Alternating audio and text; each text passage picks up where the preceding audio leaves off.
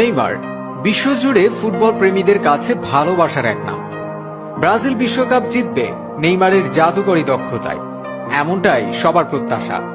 কিন্তু কিভাবে ব্রাজিলের সাও পাওলোর সেই ছোট্ট শিশুটি আজকের বিশ্বখ্যাত ফুটবলার হলেন, সেই গল্পটি কি সবার জানা আছে? তো চলুন জেনে নেওয়া যাক নেইমারের ছোটবেলার অজানা গল্প। নেইমারের জন্ম 1992 সালের 5 ফেব্রুয়ারি ব্রাজিলের সাও পাওলোতে। তার পুরো নাম Neymar da Silva Santos junior, বাবার নাম নেইমার সিনিয়র। তিনি ছেলেকে আদর করে জুনিনহো বা জুনিয়র বলে ডাকেন।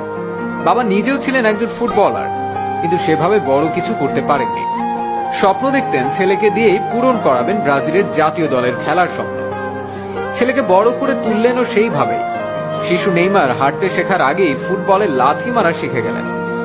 আর একটু বড় হলে বাবা তাকে নিয়ে গেলেন খেলার মাঠে, কিন্তু ফুটবল খেলতে নয়, ফুটসাল খেলতে। ফুটসাল হচ্ছে ইনডোরে কম খেলোয়াড় নিয়ে ফুটবল। সেখানে চমৎকার খেলে নেইমার সবার নজরে আসেন। সবাইকে পাশ কাটিয়ে বল পায়ে জাদুকরী দক্ষতায় মন্ত্রমুগ্ধ করে রাখতেন তিনি দর্শকদের। স্বপ্ন পূরণের পথে প্রথম সাফল্য আসে যখন মাত্র 11 বছর বয়সে ব্রাজিলের শীর্ষস্থানীয় ক্লাব সান্তোস যুব দলে খেলার সুযোগ পান তিনি। 2009 সালে মাত্র 17 বছর বয়সে পেশাদারী ফুটবল ক্যারিয়ারের সূচনা ঘটে। সে বছরই সেরা খেলোয়াড় হিসেবে অ্যাওয়ার্ড জিতে নেন তিনি। 2010 সালে ধূমকেতুর মতো উত্থান ঘটে নেইমারের। সান্তোসকে league championship, Copa do Brasil championship জেতানো ছাড়াও টানা 4 বার সেরা খেলোয়াড়ের পুরস্কার জেতেন তিনি।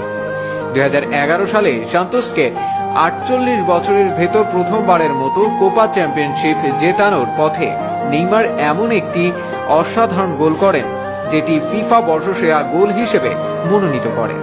এছাড়া সেরা খেলোয়াড়ের দৌড়ে শুধু ব্রাজিলের নয়, গোটা দক্ষিণ আমেরিকায় সেরা ফুটবলার হিসেবেও অ্যাওয়ার্ড জিতে নেন নেইমার।